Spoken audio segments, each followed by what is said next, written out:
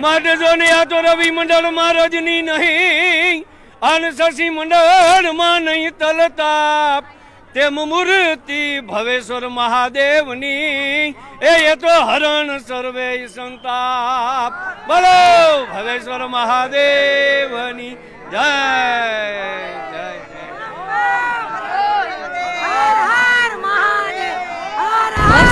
ફૂલ વાતાવરણ થઈ ગયું છે અને તોય મંદિરની અંદર ખૂબ જ પબ્લિક છે. જો આવા નાના નાના છોકરા પણ આવ્યા છે. જો શું બેટા કેવી આરતી લઈ ગઈ તને? સારી.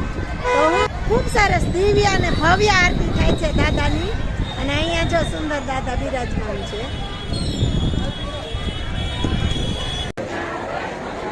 તો કેવી લઈ ગઈ આરતી? બહુ સરસ. એકવાર શ્રાવણ મહિનામાં આરતી કરવા આવવું જોઈએ. સોમવાર આરતી કરવા આવી છું. બહુ સરસ હતો ને. ખૂબ ભાવિક ભક્તો આવ્યા છે. જો વરસાદ ચાલુ છે.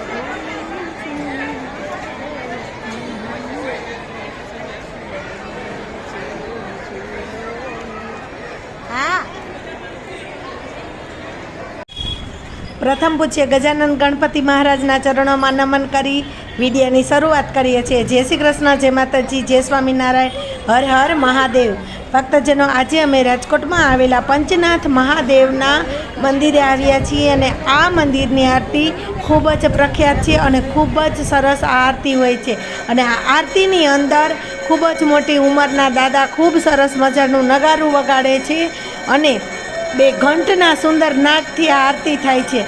તો એ આરતીના આજે હું તમને દર્શન કરાવીશ. અત્યારે પહેલાં જે મંદિરમાં જેટલી મૂર્તિઓ સ્થાપિત કરેલી છે એ બધી મૂર્તિઓના હું તમને દર્શન કરાવી રહી છું અને સાથે મંદિર વિશે હું તમને જાણકારી આપી રહી છું. પંચનાથ મહાદેવ મંદિરની અંદર ખૂબ જ સેવાકીય પ્રવૃત્તિઓ ચાલી રહી છે. અહીં ખૂબ મોટી હોસ્પિટલ છે અને બધા રોગનું નિદાન અહીં થાય છે. એ ખૂબ જ મોટું સેવાકીય કાર્ય અહીં પંચનાથ મહાદેવના સાનિધ્યમાં થઈ રહ્યું છે. અત્યારે શ્રાવણ માસ ચાલી રહ્યો છે એટલે શ્રાવણ માસમાં બ્રાહ્મણ ભોજન કરાવવાનું ખૂબ જ મહત્તમ હોય અને બ્રાહ્મણોને દાન દક્ષિણા આપવાનું પણ ખૂબ મહત્તમ હોય. તો અહીંયા મંદિરની અંદર ખૂબ જ મોટી સંખ્યામાં બ્રાહ્મણો હોય છે. તો એ દાનપુણ્ય પણ તમે અહીંયા કરી શકો છો. અને જે હોસ્પિટલ ચાલી રહી છે એની અંદર આપણી યથાશક્તિ એમાં દાન આપી અને આપણે જે કોઈ બીમાર હોય એ વ્યક્તિને પણ આપણે સહાયરૂપ થઈ શકીએ છીએ. આ જે સુંદર મૂર્તિઓ છે એ મૂર્તિઓ એટલી સરસ છે કે જાણે હમણાં જ આપણી સામે બોલશે.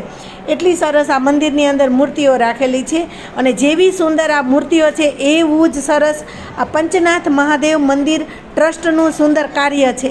એ ખૂબ જ સેવાકીય પ્રવૃત્તિઓ અહીં ચાલી રહી છે. તો પંચનાથ મહાદેવ મંદિર છે તો એનો ઇતિહાસ એવો છે કે પંચનાથ મહાદેવ ની શિવલિંગ છે એ સ્વયંભૂ શિવલિંગ છે. જ્યારે રાજકોટ વૈસું નહોતું અને અહીંયા જંગલ હતું ત્યારે આ શિવલિંગ પ્રગટ થયું છે. એટલે કે હજારો વર્ષોથી આ મહાદેવ અહીં બિરાજમાન છે અને મહાદેવ ખૂબ જ સરસ રીતે બધાને દર્શન આપે છે અને બધાની મનોકામના પૂરી કરે છે. એકદમ સુંદર આપણા દિલમાં વસી જાય એવી સરસ મજાની કૃષ્ણ પરમાત્મા અને રાધિકા રાણીની આ ખૂબ સુંદર મૂર્તિ છે. તો આ મૂર્તિના તમે દર્શન કરો અને ભક્તજનો કાનાજનની યુટ્યુબ ચેનલ ઉપર તીર્થયાત્રા અને ભગવાનના મંદિરો, આપણી સંસ્કૃતિ એને લગતા વિડીયો આવતા રહેશે. તો કાનાજનની યુટ્યુબ ચેનલને સબસ્ક્રાઈબ કરવાનું ભૂલતા નહીં અને તમને વિડીયો પસંદ આવે તો લાઈક કરજો. આ કાનુડાનો ખૂબ સુંદર ઝૂલો છે એને લાઈક કરવાનું ચૂકતા નહીં. પંચનાથ મહાદેવ મંદિર રાજકોટની અંદર આવેલા લીમડા ચોકની બાજુમાં આવેલું છે અને ખૂબ જ પ્રખ્યાત મંદિર છે.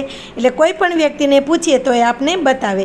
તો હવે જે આરતીની આપણે ખૂબ આતુરતાથી રાહ જોઈ રહ્યા હતા એ ક્ષણ આવી ગઈ છે.